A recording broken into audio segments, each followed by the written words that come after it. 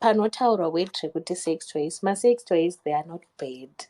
Anotoshanyanyotengwa like nema-couples because like pane situation yekuti deti vanoshanda like kure, atomboti mukadzi anenge achigara kana kumarondera, deti vari kushandira kana kubulawayo, oro havatorimo muzimbabwe, vari kana kuuk, vari kuchando uko, then obva ati mukadzi wangu ndiri kuenda kure, I'm going to be away for like 5, tongoti eye ndisina mbokuona, so kuti usare une nzara, tese tine mafeelings, mukadzi ane mafeelings, iwo nemafeelings, and unenge uri utsinye hwekutorora nevaredzi worega kumupa zvaanenge akaenga, so vobva vauya vobva vati vakuda madildos.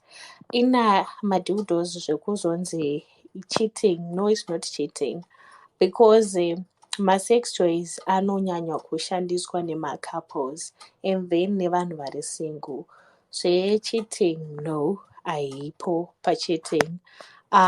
Then vanhu vanofunga kuti kwai kana takutaura kubhaibheri unonzwa zvonzi mweya wetsvina kuita masturbation, mweya wetsvina, oro kuti unenge uchizvifadza kana kuti kuita utsinye ukunyima vamwe zvinonaka.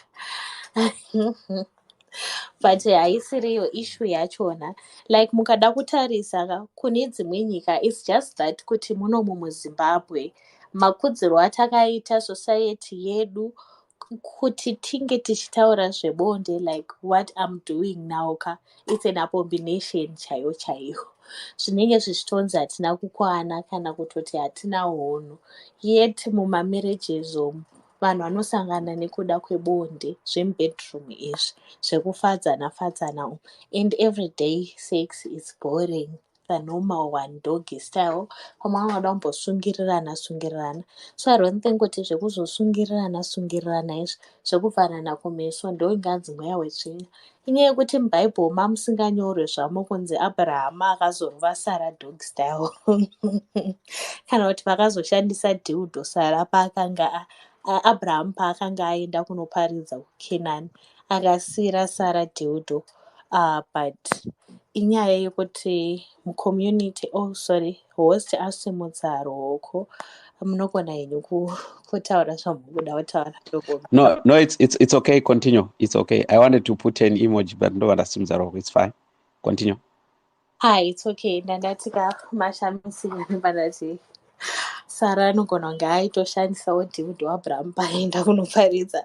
But well, inyaya yekungoti muchaona like 2 years dzatiri kupinda idzi zvichienda zvichange zvave normal, because kuchando munhu kana achitanga kutravela chinhu chaanotanga kuisa mubhegi isex toy yake, ndo murume wake ndo chaanotanga kuita sei kusarudza, and zvekuzonzi hanzi maspiritual husbands, izvi ina handizvizivi zvangu.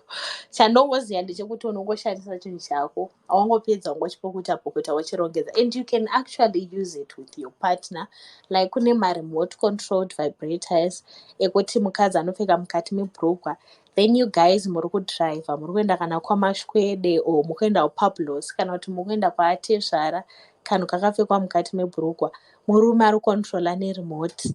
Kune vakadzi vaya vanofarira zvekutaurisa, murume anototi akaziva kuti weakness yemukadzi wake ndeyekutaurisa pakazara vanhu, oti bebi mbopfeka kai yeto kumboshanya, akaona mukadzi wake akunyanyotaurisa, nguva yekuoneka yakwana, opuresa tumabhatani yotanga kuvibrate, mukadzi otozwa kuti yave nguva yekuenda kumba kunonakirwa.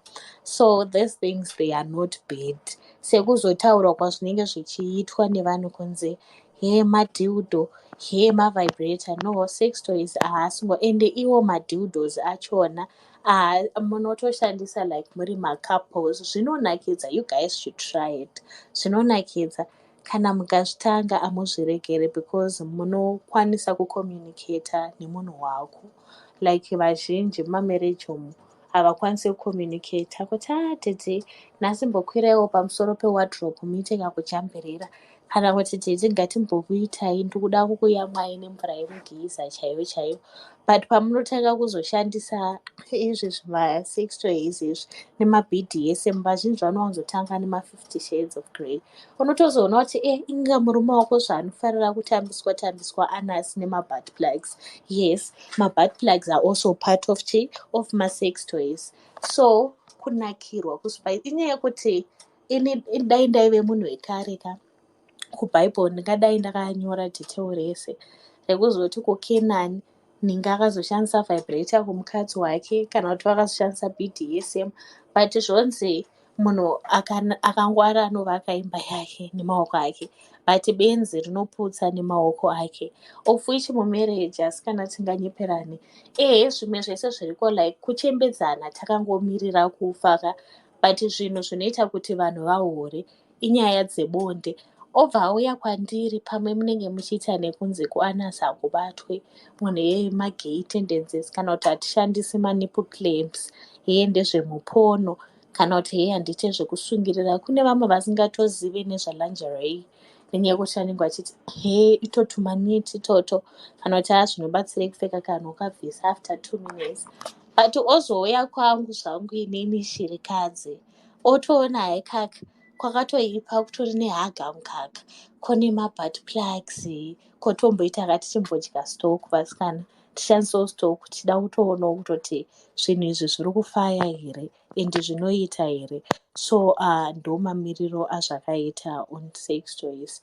Haisi nyaya yemadildos chete nemavibrators chete. Ma-sex toys anopinda tunhu twakawanda twemumba twekuspice bedroom dzenyu, kuti mumba musabhohwe. Bedroom haifaniri kutonhora. So yeah, I think ndopatave. You can, kana pane zvandasirira zvamuda kuziva or ma-questions because kutaura ndega hakunakidzi. All right, thank you so much, Ayanda. I just have one question before I hand over to the floor. We receive a lot of questions on our secret bedroom issues here, and one of the questions was kuti varume vari kuwana vakadzi vavo vaine sex toys probably without their knowledge. So the question was, are they cheating, or does that mean to say someone is lesbian if they are having sex toys? I'll give you to answer that. Then Momento, is it Momento? Keep on raising your hand. I'm going to give you the mic after that. Thank you. You can answer that, Ayanda, and then I'll give you to Momento. Okay, iwe kuti kwai murume anozowana sex toy mumba memukadzi wake, I think kuti it's cheating. Ari kuchita nemurume weplastic because dildo murumeka munenge muchitoitana like nedildo iyoyo uchitoita kana gore rauda kutopera uchitoudza dildo iyoyo kuti go harder or zviri kunaka. So it's cheating. I think kuti for macouples kazhinji kachona like macouples they shop together, but manjena mumwe mukadzi kuti azoudza murume wake kuti tete tokumbirawo titenge dildo timboexperienza, because imwe nyaya inoita kuti mukadzi azobuda kunotenga dildo inyaya yekuti vamwe vakadzi they've been married for like 5 to 10 years but havasati vakamboregererewa, havasati vakambotunda. So manjena vanozoti pavanoenda kuchina paipai votanga kuudzana kuti shamare I had an orgasm or kwedu kunoita ndazogwina ndazodai apa iye manje uyushu ane 15 years ari marriage, izvi haasati ambozviziva, hatombozoti kutunda kwachona kuita sei. Ndopaanozogugula zvekutunda obva aona pane ma-sex toys obva ati rega ndimbotry ndione kuti ndidhedhi vasingagoni kunditundisa here kana kuti inini ndakatooma nyama ndisingatombotundi. So kutenga ma-sex toys like murume asingazive, it's cheating because unenge uchitoita netoy iyoyo, so it's cheating. Thank you. Yes, Momento or something. I've given you the mic. I'm not sure if you have received it. You can raise your hand if you want to ask a question or if you want to say something concerning this subject matter. ngatisanyarika vari pano nhasi tamubata Ayanda. So you can raise your hand or something. So another one, whilst looking for hands to be raised, another question is, so how best can someone, especially women, considering how we are in our culture when it comes to sexual issues, how best can a woman communicate to the husband? Can we try and use the sex toys? Or how best can a husband communicate to the woman? Can we try and use the sex toys? It seems like a taboo language, but ringataurika sei to your partner kuti we want to use this. How best can that be communicated probably in a marriage or in a relationship? Kuti mukadzi izvi zvakuda like kune murume zvichibva kune mukadzi ka zvinenge zvakudhipenda kuti murume wachona akamira sei, because varume munosiyana. Handiti ini kurelationship kwangu ndikatoti mhofu ka nhasi ndambogota inonotitetika nhasi ndiri kuda kukupai blowjob takaisa kuti can we introduce something new, pane missionary kwangu inini hakuni, because vangu vari open minded. But manje yena ndine like rega ndimbopa example, ndine client yangu yechikara yakauya ikatengera murume wayo Cochrane, yanga iri birthday yake. So amutengera Cochrane, akabva atenga nechiremote controlled vibrator. Then ndobva akutryawo kuita sekumupa blowjob whilst the guy was driving, akazvifarira. Then vasvika kumba vakuti vasumudzire, mukadzi akuritsa vibrator kuti ngatishandise, murume akavava akati handitombodi kuzviona. So I think the best way will be kumboti kana kungoti, let's say kana kuti muri patiktok mosangana kana nevhidhiyo yemasex toys, mosangana neni tisaura zvangu zvemasex toys, wongobvunza partner yako kuti what's your take nemasex toys, zvinoita togona kuspiisa here uchinzwa kuti munhu wako anoti kudii. Then for guys it's very easy, because mukadzi akanzi baby uya timbotraya izvi, vashoma vakadzi vanoramba kuspiisa zvinhu bedroom mavo, because ukada utarisa mabedrooms omuka vakadzi ndivo number 1 vanomhanya vachinotsvaga mushonga wekudzora punani, vachimhanya-mhanya kuda kuspiisa mabedroom.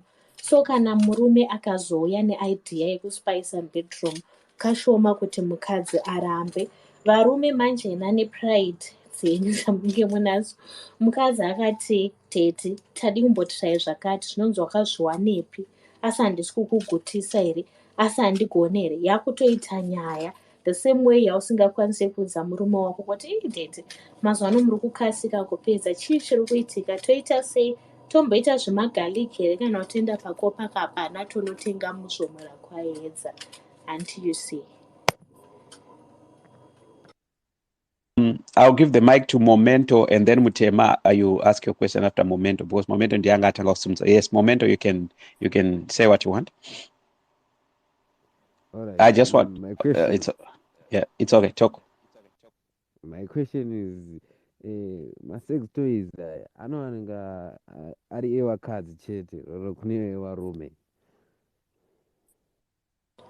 Alright, pamasex toys apa anowanika evakadzi, then koita evarume futi as well, then koita for macouples.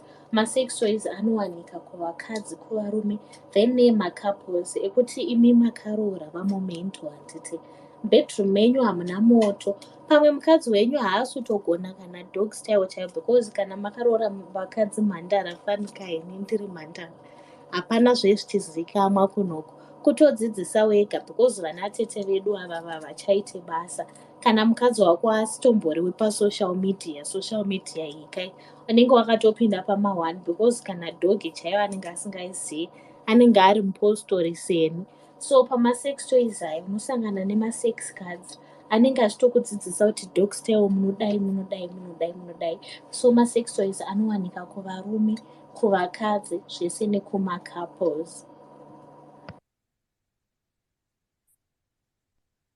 Thank you, Mutema. You can speak.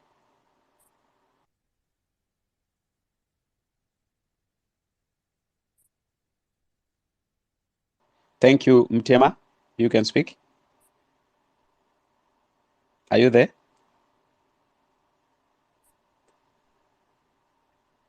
I don't know what. Are you hearing me? Are you hearing me? Are you hearing me? Yeah. Now we can hear you. All right. So it's fine.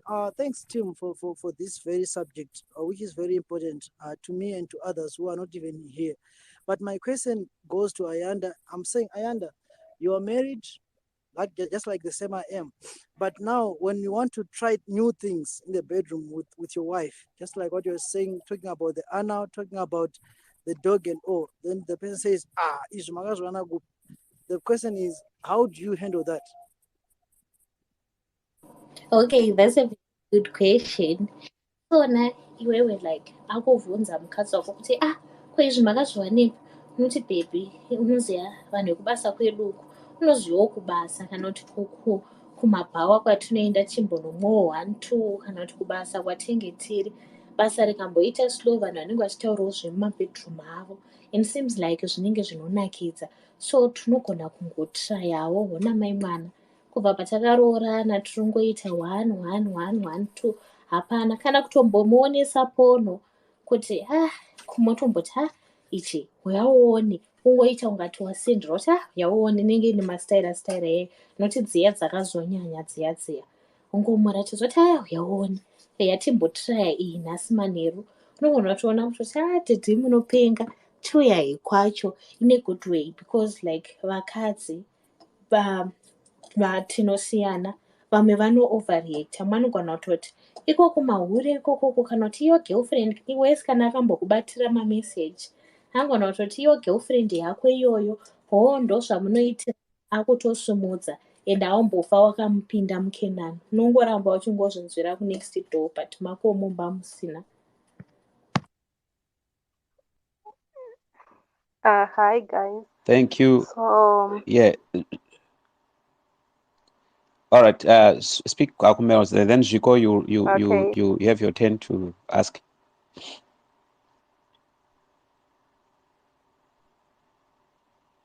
hi guys.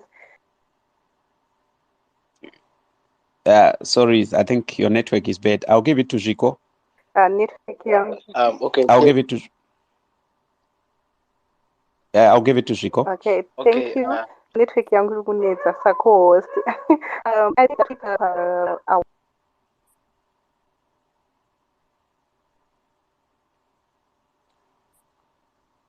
Jiko, you can speak. Okay. Can you hear me? Yeah. Okay, so my question goes like this. Handiti muri kuti ma-sex toys anofanira kushandiswa muri mese nepartner wako. Ko situation yekuti tomboti maagriya kushandisa wozosvikira mumwe wako achishandisa ari ega. Pakadaro panofanira kufambiswa sei kana kuti mukadzi wako otanga kutoti hayo everyday akutongoda sex toy nekuti ndo inenge ichishanda. Pakadaro panofambiswa sei? Ndokunzwa. hazvimbofa zvakasvika ipapo pekuti everyday anenge akuda sex toy because masex toys emacouples anoita kuti like zvakafanana nekuti munenge makatarisana ndopamunotanga kutoona kutoti eye contact inotoshanda unototanga kutoona mafacial expressions emunhu wako ausati wakamboona iyo yekuzoti unomusvikira uchiona akushandisa unenge wakutoenda akunayo kubasa kana kuti unenge wakutotenga loka womukira but emacouples kazhinji kachona macouples anomashandisa vari two kana ukazoitawo munyama wekuti unomusvikira kuishandisa unenge wakutofamba nayo mubriefcase mako kana kuti wakugara nayo kubhuti kwemotikari.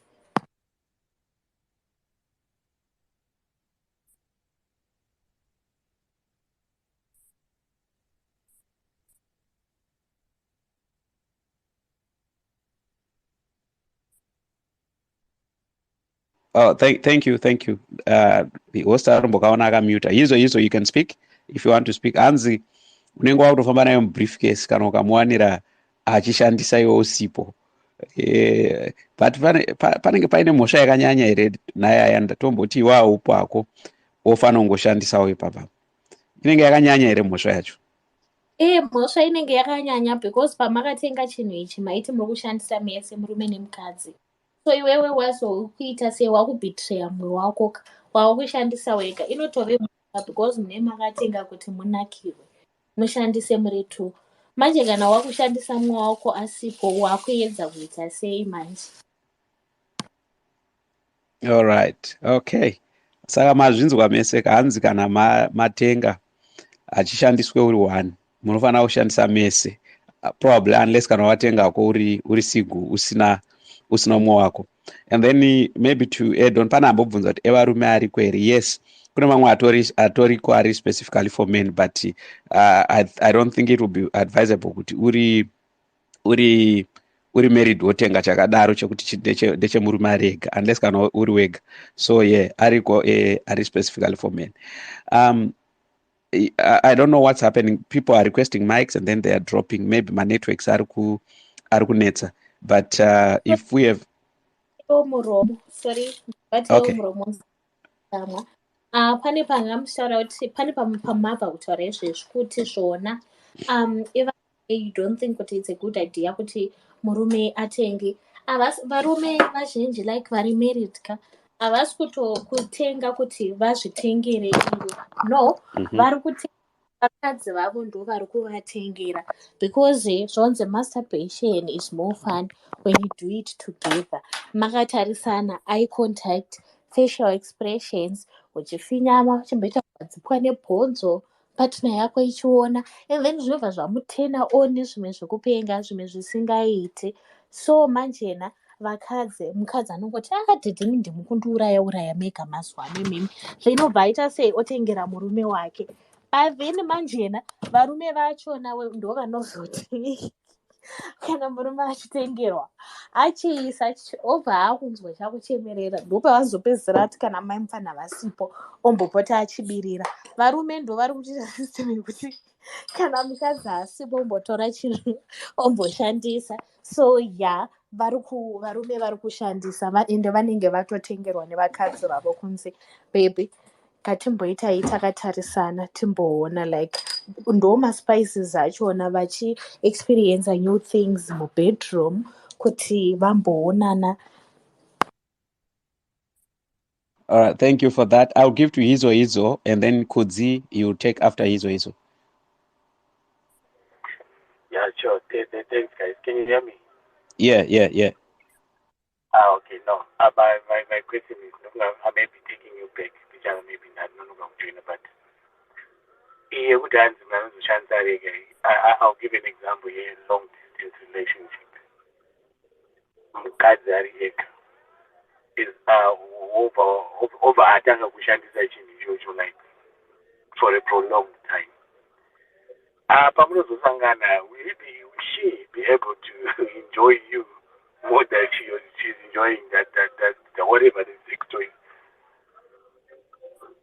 Because can I do long distance relationship, guys? Pana one lawyer who doesn't know kushandisa ichocho tombotari lawyer, but moment anotanga kushandisa chinhu ichocho ari ega hamunakiza sereke anozoenjoy here kana ane munhu chaiye whatever the toy is. Yeah. Okay, nyaya iripo ndeyekuti Mwari paakasika chinhu chako nechangu akazvigadzira akaona kuti nyangwe sex toy ikanzi yaipa kanzi yanamira kana kuti kanzi yaita munana wakaita sei, haimbofa yakanaka kusvika pakunakira kudarika munhu, because nyangwe mukadzi iri long distance relationship akazviita ega for 2 years, paanozoona murume wake achinzwa murume wake achimubata, iko kutobatwa ikoko anobva atokasika kutota, because like sex toy munhu kana achishandisa ega nditi anozvidzidza zvakafanana nevamwe vakadzi. Paunotanga kushandisa sex toy mumwe anogona kutenga something like for clit stimulation handiti, then oenda kumba unoti ina handina kumbotunda ini ndoti try something chine both vagina and clit stimulation, then uona kuti pako ndepapi. So unotozoona munhu wakutoti haiwa pangu pavagina kana kuti haindofarira both. So manje kana madaro pamunozosangana paipai mauya mukadzi anenge akuudza kuti dedi pachinhu chenyu cheshe chamakanditengera ndakazonotisa kuti ini ndotokwanisa kutoita orgasm zvokuti ndogona kubudisa mvura kuti dzadza. Saka izvozvo kana ndazviitaka munofanira kunge makandiisa chigumwe pamberi apo, at the same time muri mukati ndokuti zviitike. Anenge akutobatsiridzawo, akutopo dedi kuti dedi ini ndinonakirwa neapapa neapa, plus communication inenge yave easy murelationship menyu because munenge muchitaura everything. Kuko kutoudzana zvakafanana nevazhinji vachona like vari malong distance relationship vanotengerana iwo masex toys.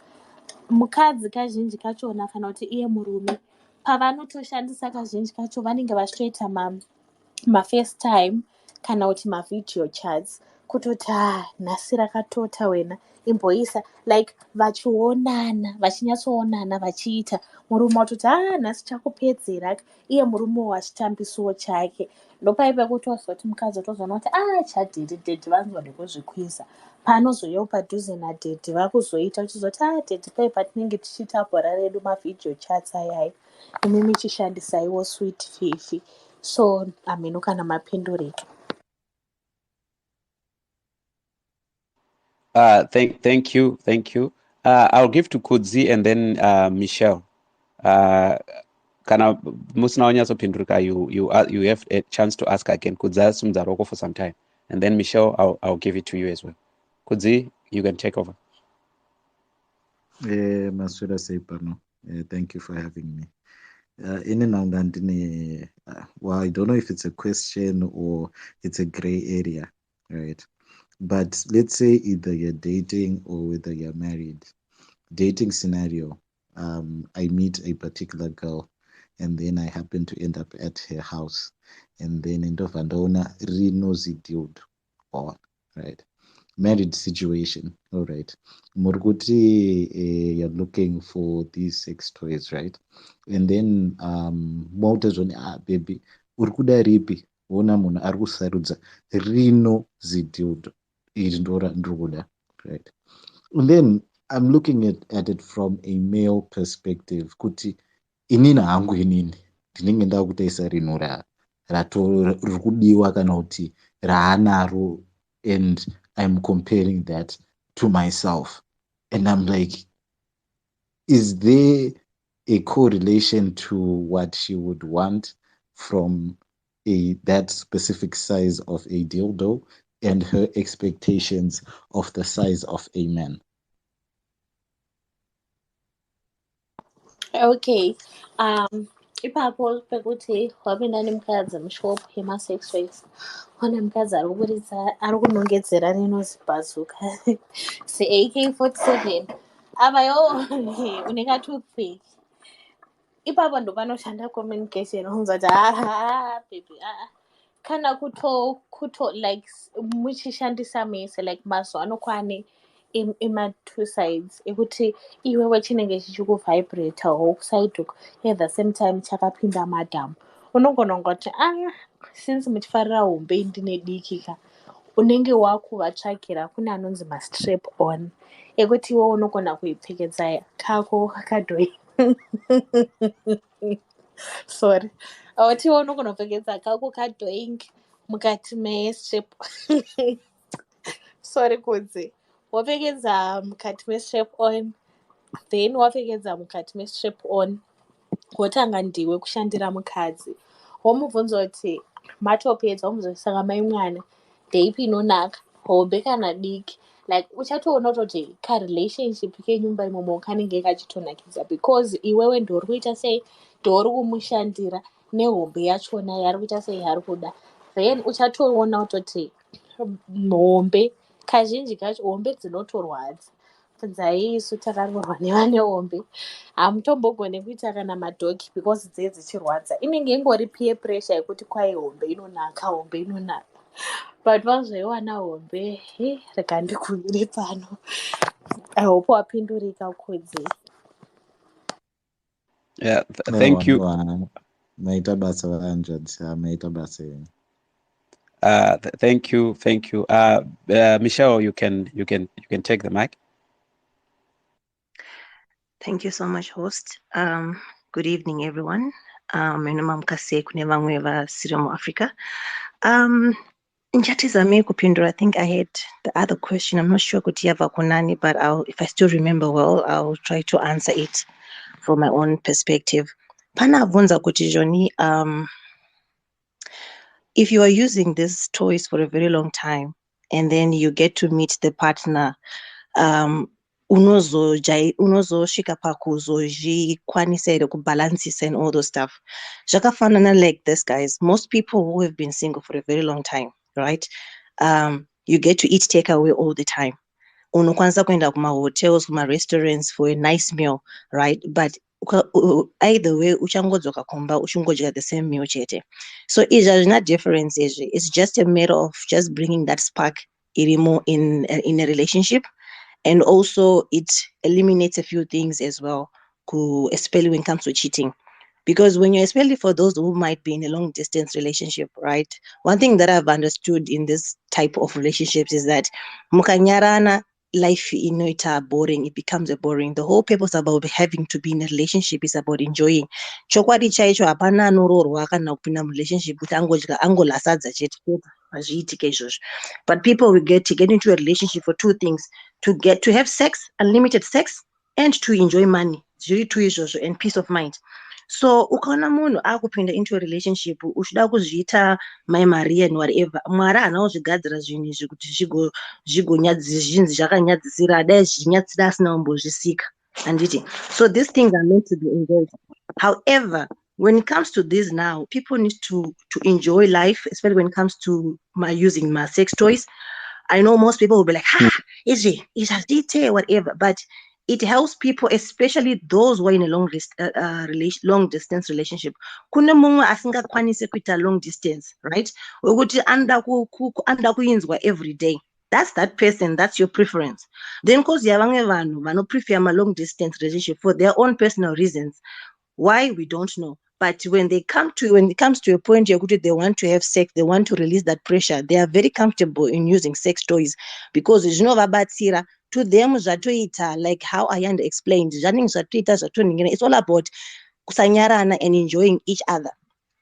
And then kune muvhunzo futi wabvunzwa naKudzi, I think the Kudzi mentioned something with regards to size. Size, when it comes to my toys, is, you guys, as nakana effect or whatever, it's all about enjoyment. Shakafanana right now, Kudzi, I don't know, sorry if I keep pointing you out, because I actually caught your name, but ndikakuvunza Kudzi right now kuti vakadzi wadana navo vane mazamu mahombe, or sorry for my language, but vane mazamu mahombe or vane magaro mahombe vangani, right? Vakaunte apa uti uyangane zvese, right? Uyanga sina. But ndikakuvunza, right, pavese ipapo pane one here wawakaita and you did not have an orgasm. You did have an orgasm. These things is in the mind. You can have unotozowana mumwe asina kana magaro but zvichitofamba zvichitoita, ozona mumwe anaro rimwe rinototyisa but zvichitofamba zvichitoita. So izvi hazvina kuti angashandisa dildo hombe saka ini ndine kadora, will it help, anozonakirwa neni here? Mugoti inobikiswa kunhamo, mapoto ekunhamo ayaga inongobika futi mupoto poto yangu ndiri one sadza richitongoibva. It's how you use it. At the end of the day, toys are just there to release pressure and also for excitement, because I believe kuti us as Africans, sorry for taking long, but as Africans, we have this thing kuti matoys. Yeah, if you are against it, that's you. But to those that prefer it, they are enjoying because it brings a little bit of life. Sex haisi kufanira kunge ichiita zvekunyarana kutange zvonzi munodyiwa, inonzi holy communion muchita ningirikini. When it's time for sex, go crazy and do all these crazy things. Mukaona zvimwe zvinoitwa nevamwe vanhu vari kuenjoya sex ka unotozvishaya kuti azopita kugurwa sei, azoita sei, but it's all about in the mind, it's all about enjoying stuff and just spicing up a little bit. Thank you. Thank you, Michelle. Ndofunga tatsikirwa on a lot of matters there dzanga dzabvunzwa. There was someone anga auya munyebvu Prosper. I don't know if you still want to talk. Anga ambosimudza ruoko. I'll just give you the mic. If you still want to talk, you can talk. I don't know, kana paine umwe ane a question or anything to say, you can come on the mic and have a say. Ayanda achiri panapa. Yes. So Ayanda unogona kutsinhira here pane zvataurwa naBetha izvo whilst others are coming on.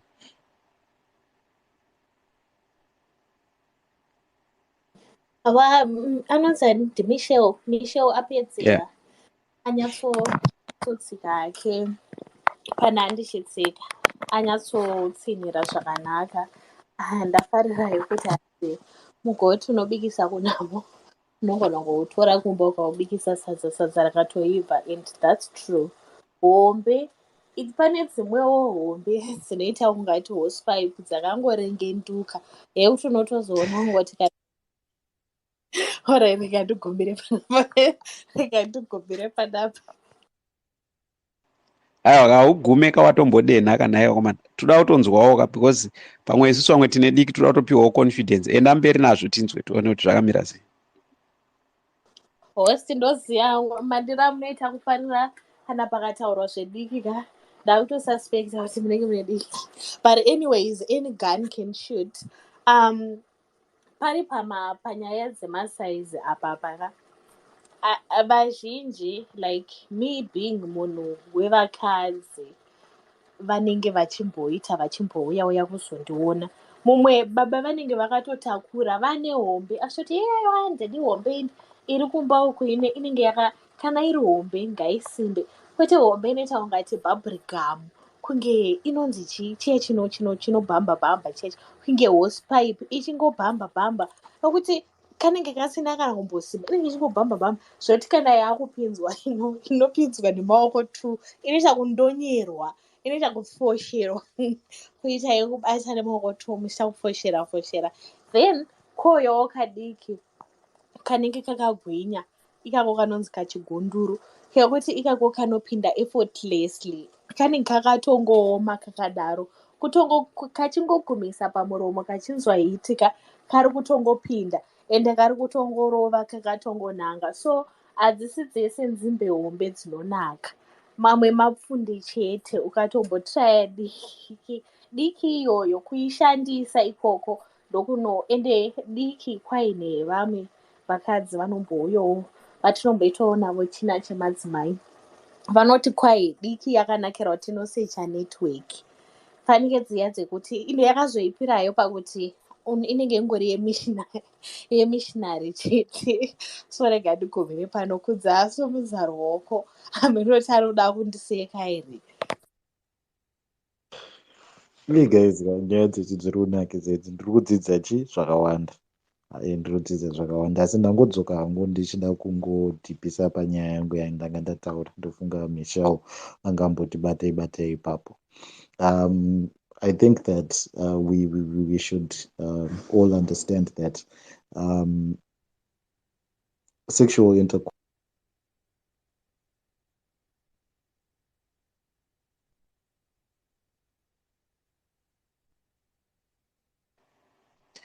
Kudzispika yako haichanzwika. I don't know kuti what's happening, but you can, yeah, takunzwa manje, you can talk. All right, sorry, I had received a call. But I think what I was trying to say is that once I see something like that, right, the zin on, it's got a mental effect, not easy to rub off, because ndiri na hanguka ndinoda kuti zoni okay, yeah, it's just an apparatus that is used for or to ease the pressure, right? But inini hangu ndichizvitarisa chinhu ichi, I would personally feel a bit less of myself, and I would think that it might or might not have an impact on the relationship in general. Okay, kudzi honaka nyaya ukutaura yakafanira kuti iwewe tobva taenda kumoutese, right? Iwe uri murume wangu, ini ndiri mukadzi wako. Toenda kumoutese, ina handina kana magaro. Tobva taona kana kuti vari pamberi pedu vane harare masvingo, vakaita kusenga, vanotoda bhara. Inenge yakaita kuzara musaizi 38 rejini. Apa ini ndakapfeka size 36, hakuna size 28 I mean. Hakuna kana chiriko kumashure uko. Iwewo uri kungocheuka cheuka, uri kungocheuka cheuka. Saka izvozvo zvingareva here kuti zvinga-affect relationship like yako nemukadzi wako, nenyaya yekuti mapinda mushopu mukaona kumashure kwakazara uko. Apa imimi kumba mune kanonzi kai, mune makabereka dhoo, adzimai vakabereka dhoo. Kungozviona potse potse iwewe zvinombodisturba pfungwa kuti murume akati aita kutarisa dako resero, akomana iwe mbozvitarisa, unombosvika magirazi kuti nhai Mwari, ko ndakatadzeiko inini? Same way yaunoita kana wasvika wamba kwegirlfriend yako paona une zidhudho, unombenda magirazi nhai Mwari, kanaka makatadza kukaribesa kane 5 centimeter. So yeah, kana nogona kudzoka futi, but I think zvinenge zvakumeka sense.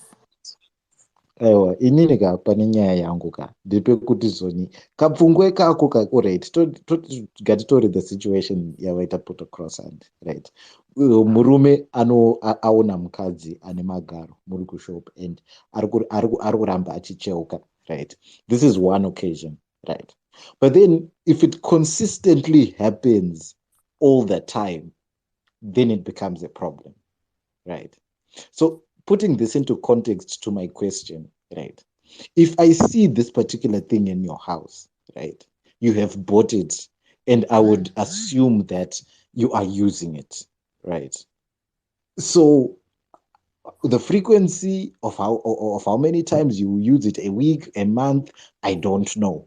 But I would generally assume kuti it's frequent. And then that's when I'm not questioning you as a person, you like what you like, but then I'm questioning myself, which is when wanguka unozozvikwanisa here apa paona. I know that it might not have a literal effect at the end of the day, but I'm just saying kuti zoni ikako kapfungwa ikako, because iwe kana ari murume wako ari kutaisa mukadzi ane magaro, zvikanzi parakidza masigns of cheating, you're most probably going to assume kuti zoni mukadzi yeye ane magaro on. So that's what I just wanted to say, but it's not a point of argument. It was just a point of reflection. Pachiona kakodzi ndo panoshanda communication ante. Unogona kuti sorry Michelle, sorry, ndokupa utaura nakodzi, mira ndingomuti ga tisati ndakangamwa plus ndakuda kukutizai. So kudziona ka iwo wachiona handiti, maybe wachiona the first time, wachiona the second time, wototi hombe munozida ndikabebi. Like uchiita ungati uri kuita majokes, like uchitotaura uchitosema kuti hombe dzinokunakirai. Iyewo kana achinyatsofila kuti munhu wangu uyu ka, ndopaipo unogona kutozona kutozochinja kutoti ndaimbofungwa kuti hombe dzinonaka, but diki ndo dziripo, weu kungoonesana but amen, takangodaro. Just to add on what Ayanda actually wanted to say the same thing, kuna Kudzi, kuti already Kudzi, communication is the best. For some reason, I feel kuti iwewe when you are in a relationship or in this imagination yauri at the moment with this big thing and eating, I feel as if like you are not standing your ground as a man, number one. Not that I'm speaking directly to you, but to this example scenario yawapa, you are not communicating. Zvakafanana nekuti you are telling us kuti ukapinda mumba mune chikomba unotongomsiya zvakadara ubvunze. It's like what Ayanda just said, communication. Ko baby ndaona chitoi ichi, ko chi, what's going on? Chi, explain. Kwetu kuti hazvine hasha, but have that.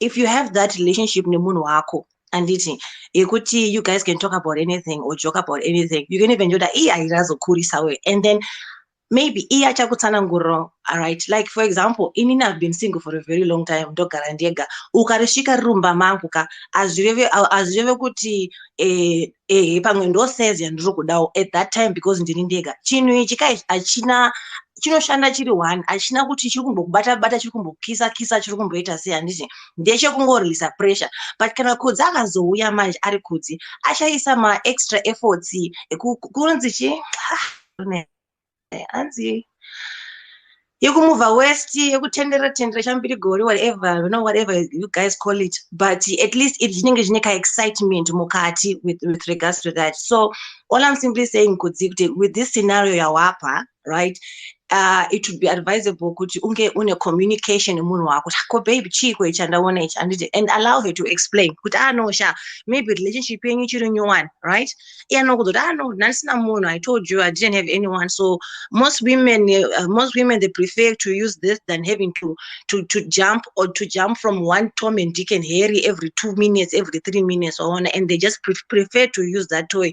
Panokuti nasa ana Johnny, mangwana na Peter, mangwana na Kudzi, mangwana na Johnny, or they just prefer using that. So maybe I know no babe, I've been using this for quite some time, so that's why. But anyway, I can throw it away or we can use it on. Hence, it also comes back to communication. You level your communication. That's like a relationship with this kidza, because my communication skills daddy, mama, mommy, just a fan or a little bit of this and that inside. So if you have that foundation, you guys can be friends.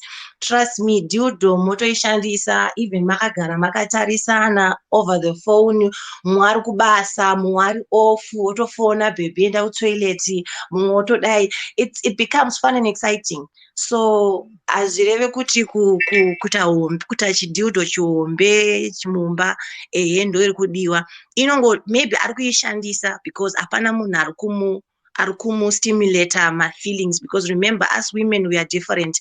Totodawo kupushwawo kutange generator kutomborimutsa kutomborika hihi engine idziye. We are different from men ona. So maybe akashandisa ombe zvinomuita kuti auye arelease quicker, or not hapana ari kumubata-batawo ari kumitawo foreplay. But maybe now that you're in the picture, you can just use it as for fun, or maybe reduce, because coming back to the thing yekuti diki, most relationships, okay, let me put it this way. I know Inina, I have a lot of male friends, so when I speak about this, I speak with very confidence because they confide with me. So unoona one person told me, misha unoziva kuti chii, hapana chinhu chinouraya self-esteem yemurume kuudzwa kunzi chinhu chako chidiki. Even nyangu asina kuudzwa, hanzi pamunoenda pamatoilet here, hanzi maurinary enyu amunoita ekumadziro aya, unotoyeverwa kutosa kusai kuno unoti uyu baba vakatakura, baba vanotakura. Imo mumagym, sorry, incoming call ingapinda. Imo mumagym mamunopinda mumashower and all this stuff. Mashower and all those stuff, nematoona kuti uyu munhu akatakura kana kuti uyu munhu anotakura, zvinouraya self-esteem. Katanga kuti saka baba mai vekumba vari kunakidzwa here.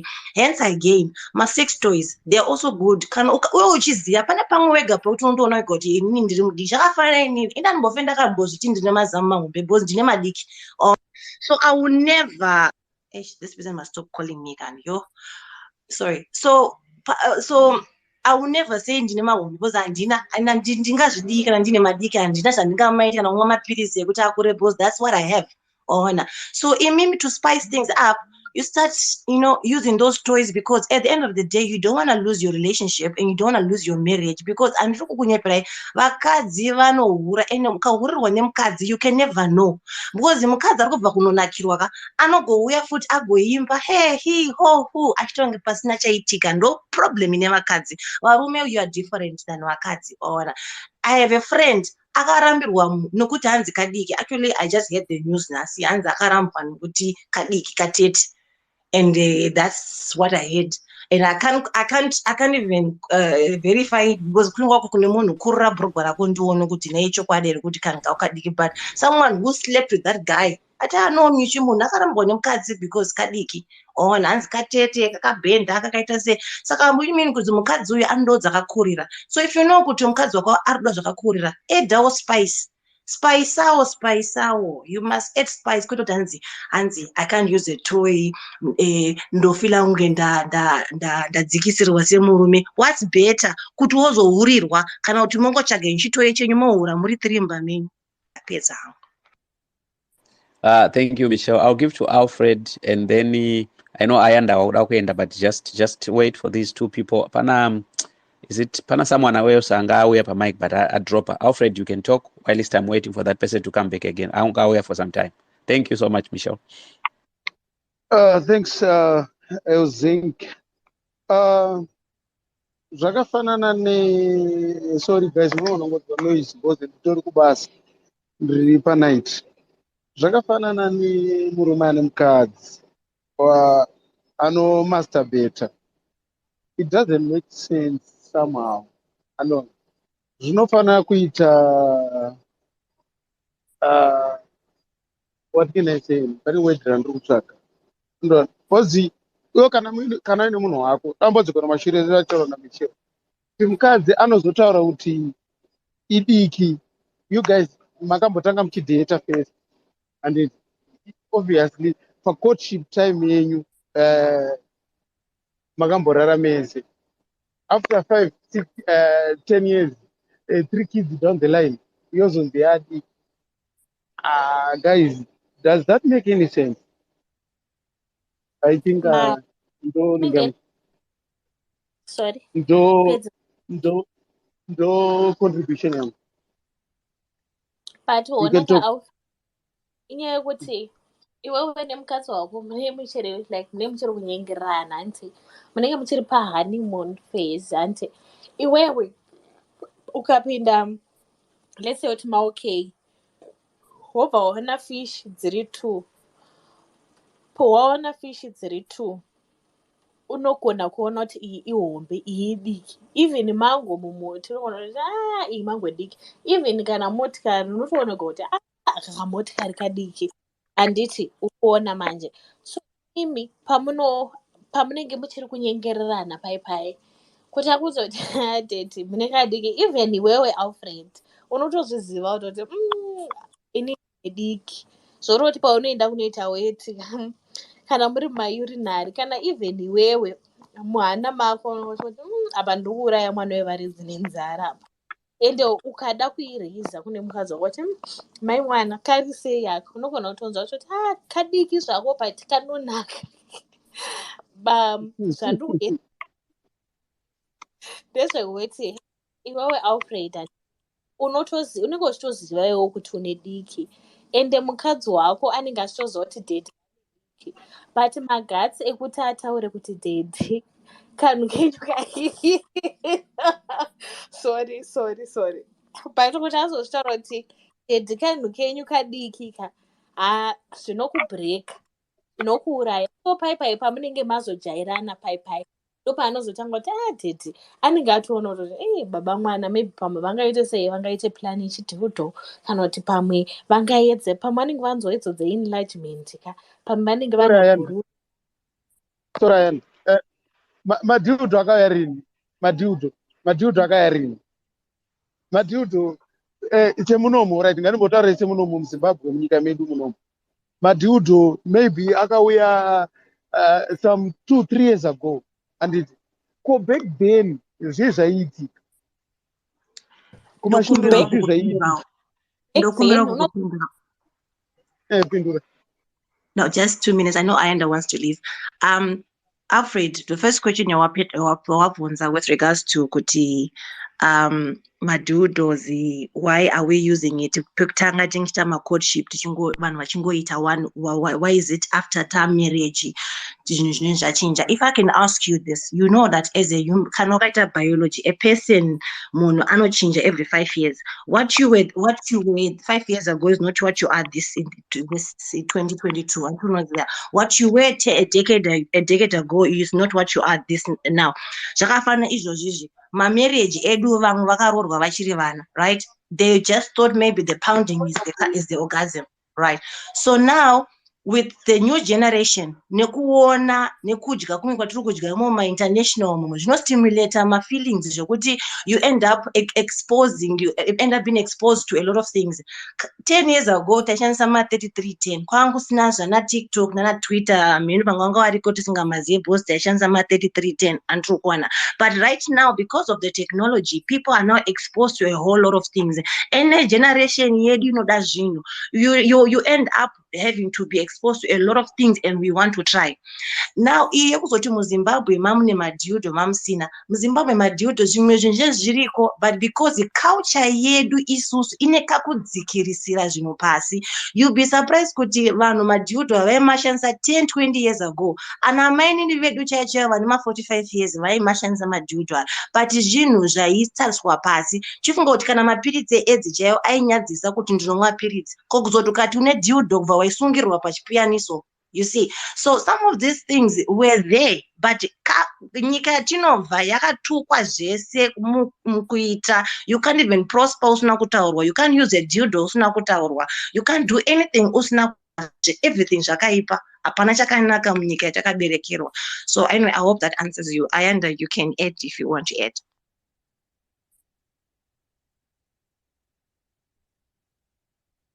Aiwa, no, I don't have anything to add. Wavapedzera Plaza. Right. Thank you so much, guys. Ndofunga Ayanda apindurwa zvese, and thank you for coming in. We are going to be having these spaces most probably fortnightly. We'll just be answering my questions akasiyana. Some of the questions mukacheka on our pinned tweet pane our secret confession there. You can ask anything you want to ask. Our next session will be having tochichaura nyaya inonzi chi erectile dysfunction and premature ejaculation. We'll be addressing those issues from a herbal perspective. So tinenge tina expert ari akaita ma-western herbs, kwete ma-herbs edu ekumushaya, akaita ma-western herbs ndiwo atenge tinaye achititaurira ipapo tione kuti tinobatsirika sei, because isusu our goal in this program ndeyekuti vanhu vagone kubatsirwa from a church perspective, vabatsirwe from a traditional perspective, and also vabatsirwe from a western medicine perspective. Saka ndikuona nhasi varume bedzi vanga vachingotaura ndisuziva kuti madzimai muri pano here kwangoya bhetha chete, varume ndo vari kuita problem here nema-issues atinawo panapo. But thank you so much, Ayanda, for coming in. I can give you a chance to just wrap up, and you can go toza kuti tazokutibatirei. And thank you as well, Betha. I'll give you a chance to talk, and then we wrap up our session. Thank you.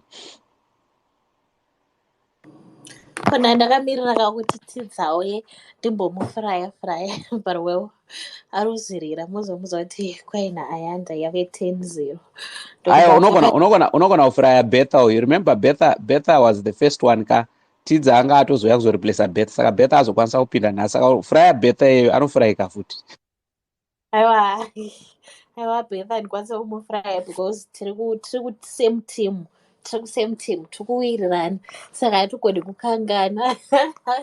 So ndiri kuda kungoita apa panyaya dzekutudora.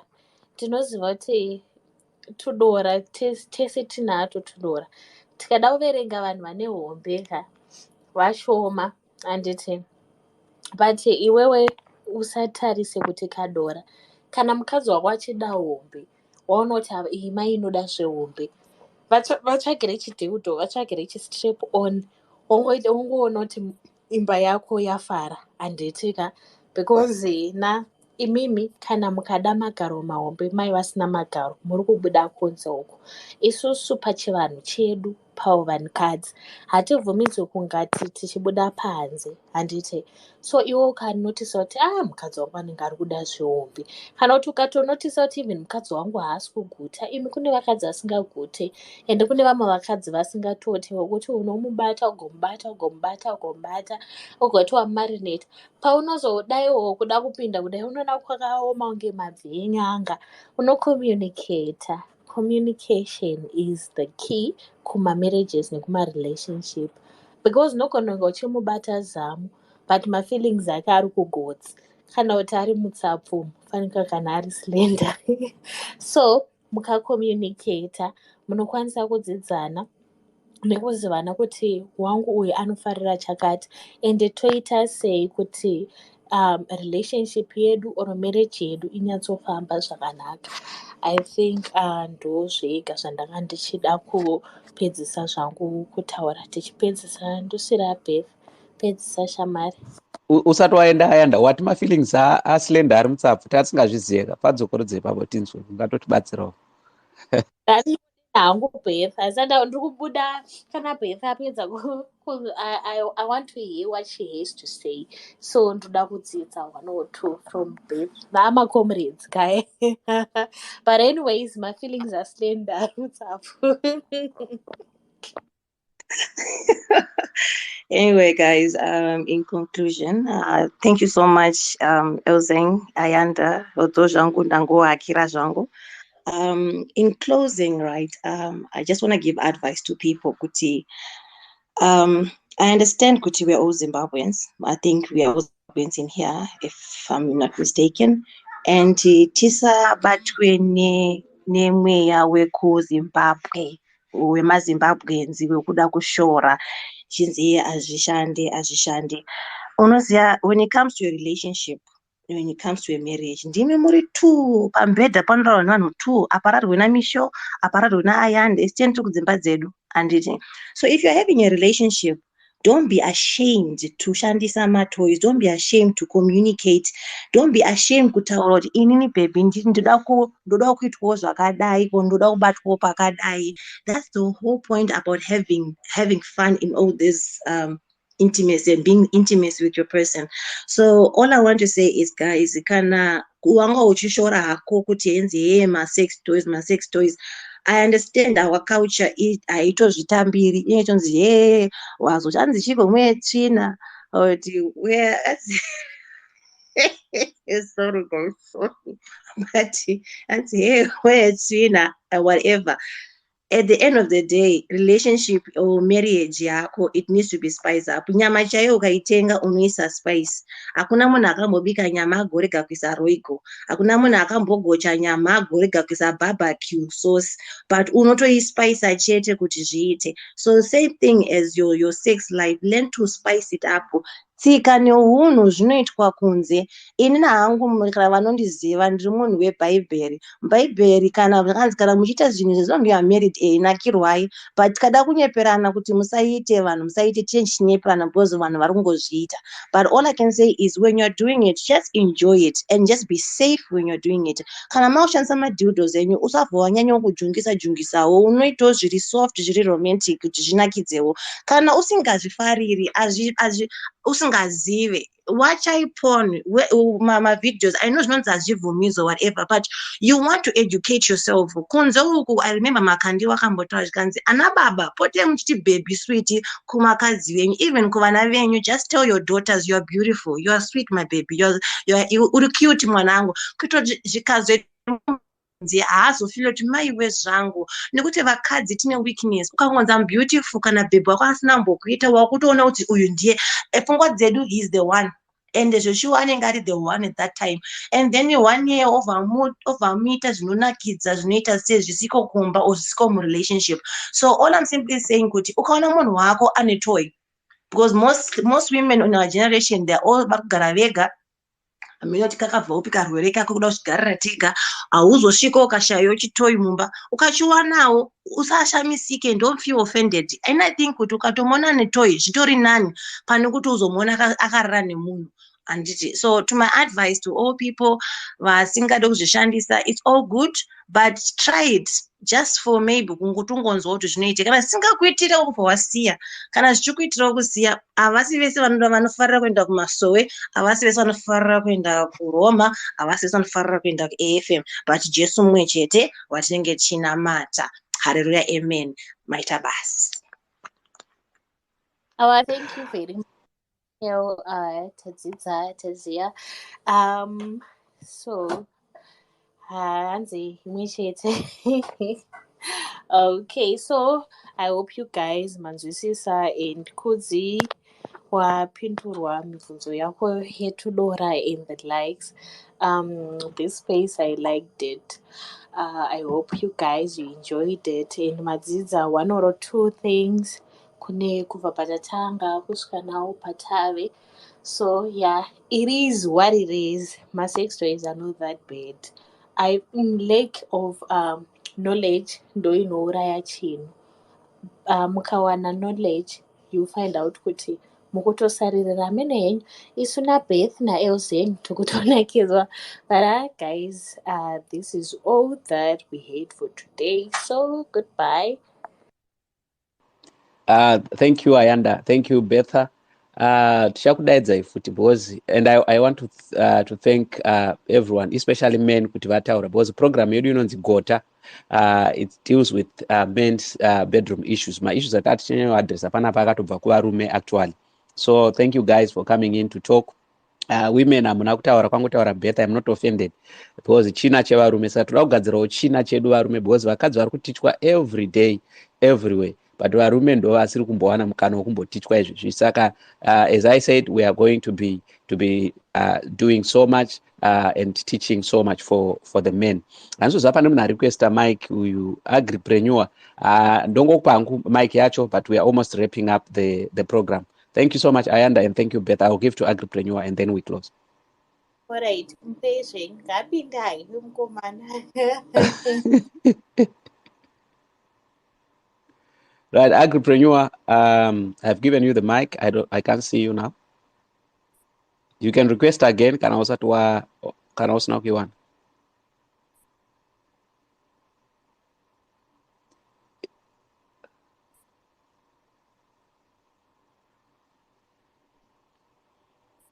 pasi pese asi manziro andazoitawo pekupedzisira nezvandazodzidzawo apo pekupedzisira pekuti kana mumba musina mufaro webonde nekuda kwekuti baba nhengo yavo idoko kana kuti havasi kunyatsogona, mukabva mapa suggestion yekuti dhiudho rinogona kushanda pabonde mumba.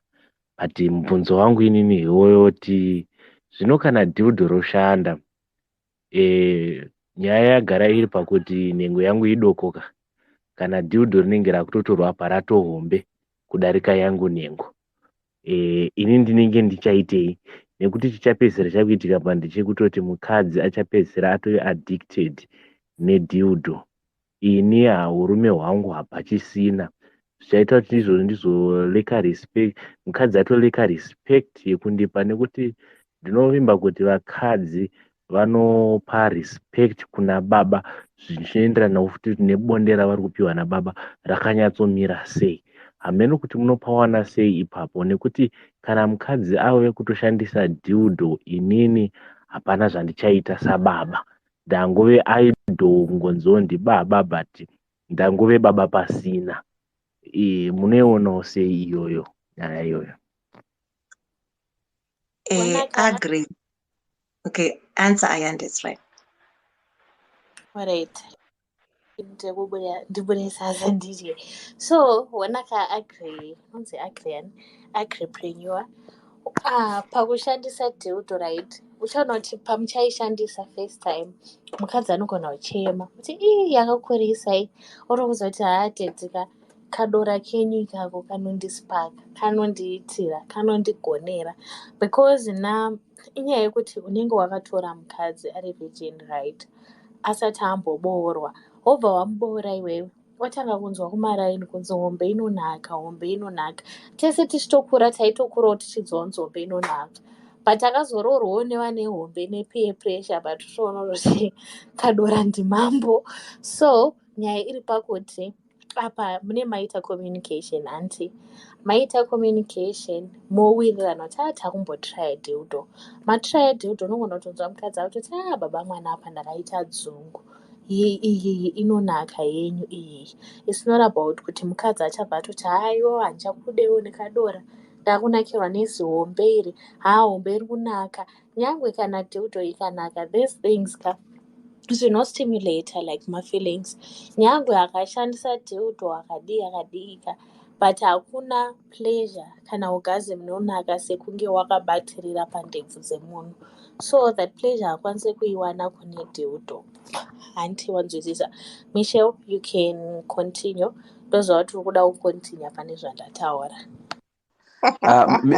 Michelle asati ataura ndoda kungoti pane statement yataurwa naAyanda panapa yatoda kuti tibatise, because wambondihama ukati host vanenge vane kadiki. Hanzi naAyanda kadora ndimambo. Guys, zvibatisise izvo. Zvinobva kuna Ayanda guys.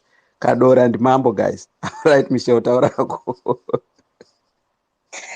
I just want to add, could you agree, when it comes to my toys, one can never be addicted to ningrikin, to a dildo. I'll keep using an example. Kuti iwewe pauri agree, mukadzi waona yeye kana ukamuona ari mhandara Jehovah Kristu chokwadi, but kana ukaona asiri mhandara, iye kuti azosvika pakugara newe unofunga kuti iye dzake mubrain dzake 5 dziri right, haana kudarika nehombe nediki nedora medium small zvese, but asarudza kugara newe. Do you even think of that moment yekuti munhu wangu akadarika kwese uku, kana wakamutora zveshowo kuti ndatora mukadzi wangu kuti akatesta yeblue yegreen yeorange zvese, nyangwe akasakudza, because vakadzi ukamubvunza nokuti ndakadana nevanhu 2, ndakarara nevanhu 3, hakuna mukadzi anomuzwa ndakarara nevanhu more than 5. Izvozvo zvitori nature, andiri kuona. So kuti azosvika pakudai wewe, right, nikadora nedora rachona iroro raunenge uchiti nesize diki, okay, let me not put a thing dramatic about it, but that small part yachona yauri kuti inenge iri diki, right. Dildo is just there to spice up, and it's not there. You can never be addicted to it. Hakuna munhu akambeta addicted to a dildo. Unongoishandisa just to spice up. Hence ndotanga tichitaiwa, ukaona kuti une diki, ndezvipi zvaona zviri nani, mainhana vono varenda kubasa amana 8 to 5 musate zvekutamba. Mukadzi akafunga kuhura nohura anokubudira na 5 agoenda straight. Sanga kuno Cape Town vakawanda vanoti vari kuenda kumacha, iye achienda hake every mwedzi achinorora nemuNigerian, achitari kushanda kubasa pachishanda muNigerian, pachidzoka kumba manheru, andiri kuona. So to avoid all those little things, rather spice up iwe mumba mako. Unonyarei kushandisa chidildo mumba mako? Ndezvipi zviri nani kurambwa? Wakurambwa zvikonze mamurambirei, ingwani murume ari kushanda ari kukuprovider zvese, kana mukomana wako ukumurambirei, imwani bare allowance unayo, aiwa ane kadora, ina nigarire kadora. Alright, why? And these are things. I'm a counselor, right? I speak to a lot of women. Vamwe vanotobudira muma relationship because of that. Mumwe anotozongogarira nokuti kupuwa mari mu relationship imomo, but rudo chaima hapana, because women you can never know kuti auyo ndana kuya anongokuimbira ABCD ugoti ndamuonesa Moses aona Abraham denga apakana hapana kana chawaita, but because uri kumba mari anenge achingofara nemari, uchimbhadhara rent anenge achingofara nezvozvo. Hence I'm saying, whether a relationship or in a marriage, spice up marriage yenyu. Aikatongoti kambatiro, sometimes elzenga unofana tombodzisa varume vavo kuti mukadzi wacho anobatwawo futi sei. Vamwe vanoita ungada kudzura, ungari kudzura chibage asingaziye kuti aiwa mukadzi anobatwawo zvakanaka, zvishomashomawo zvinonakidza, kuti unge arikuda kudzura chibage, unge ari kudzura masora, andiri kuona. So some of those things zvinobatsirawo kuti foreplay, ndo panopinda foreplay. Akangobata ziva mu 2 minutes auda kutoisa, hapana kana paambosvika kana kumboibvisa, andiri kuona. And ozoti apa apinda pacho nazambotaura naAyanda 2 minutes zvatoita zvatonaka kuside kwake, but achifunga kuti mumwe wangu haana kuningirina. Vamwe vari very selfish chaiyo selfish, haambofungi kuti mumwe wangu auya ndaana kuya, iye kana yaita yake mureza uchasimuki. Oraiti chishandisa dildo, ndezvipi chiri nani, mukadzi obuda here kana kuti dildo? I'll give you an example. Sorry for taking your time. I know Elson would over space, but I just want to give this example. I was working for this other company, right, in Cape Town, and this guy, I was an older man. Michelle, I've never seen you with a man or visiting you the pabas or whatever. Are you in a relationship? Ndikati, why? Ndikati, no, I've just been looking at you, right? And I wanted to ask you if you would like this offer. Right, all right, ndikutofunga kuti basa zvino apa maina nani simbori basa rekunoshanda. Ndikati, what job would that be? Chikanza, no, you see, my wife and I had a discussion, right? excuse me, sorry, had a discussion. And nekuti akaitwa mhino chibereko here, akasvika pakubviswa chibereko here, saka sex life yavo hapasisina. Akanditi, in I love my wife, but my wife and I had an agreement yekuti ndichagomunhu wekuti sei wekuti ndinongonakirwa once a while or whatever, but you have to come and meet my wife. Ina hangu, I'm not in that business. Nango zvikari zuva rikanyangopiwa blank check, ina would never do that because I've got respect for myself.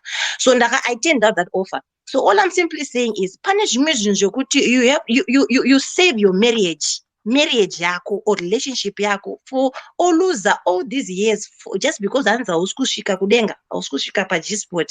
So all I'm simply saying in closing, agree is mukadzi ambofa akaita tuedhudo anditi izvingori zvinhu zvongospice zvakafanana nespice munhu unoshandisa every day but hazvireve kuti hauchadye chikafu chisina maspice kana chisina roiko. Zvinongonaka situ zvine roiko zvisina roiko zvine so zvisina so tinongodya.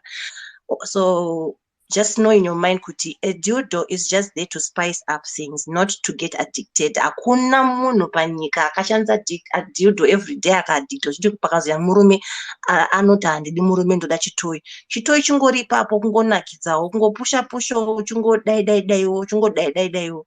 Especially vaya vema2 minutes vanopita ma2 minutes ndonguva yacho yekuti allright unotongambojunga-jungawo nechiyo ichocho for 2 minutes. Waonotiwo munhu wako akavhikombijana iwewe ma2 minutes inzi haugone kuzvicontrola semunhu wemurume, ungouya ungonyovhurawo wopedzisawo 50-50 munhu wese score game. I think ndataurisa. Thank you. Thank you, Michelle. Thank you, everyone. Thank you so much, guys, for coming in. We'll be hey, paita rimwe request ndompa here Ayanda. Paita rimwe request futi pana. Right, pana Donald pana about already. Is the last one, I promise. Donald akanaka mpenyu. All right. Okay. Donald aenda abata say. All right. Yeah, you can speak Donald. Hanzo wakanaka na Ayanda pana. Saka taurawo.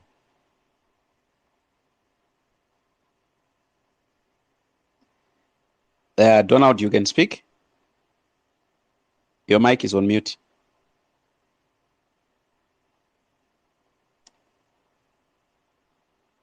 Donald.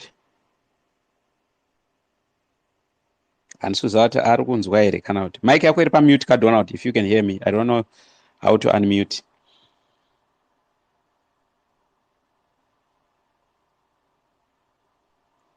Shagrafa. Can you hear me?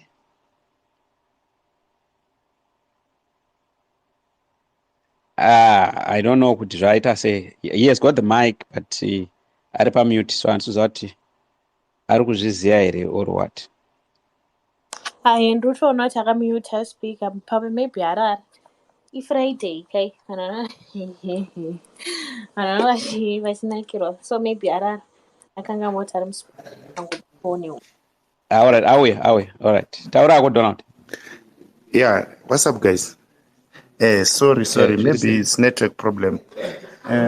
What I'm saying in Changopina mo conservation like now. So, guys, those things got fan.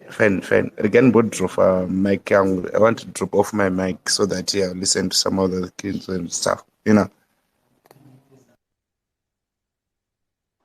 Sorry Donald, maybe uchangopinda tata kutovhara manje saka tata kungokupa kuti ungotaurawo zvako. Anyway, Ayanda, you can talk. Anozoona ke kuYouTube. Ndatotaura kuti Donald anozoona ke kuYouTube because it seems like apinda achangotibata, so anga achida kutohwa kuti nyaya yekubva kupi ichienda kupi. So munozongomuudzei link rekuYouTube ramuri kuisa yaanokuteerera.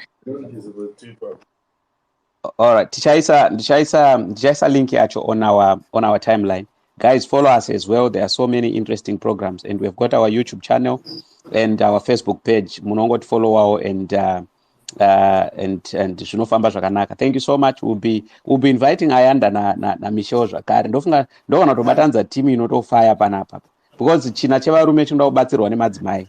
Because tikabatsirana tega varume isusu ndisinogara pamabridge tichiudzana kuti let me just mute Donald here.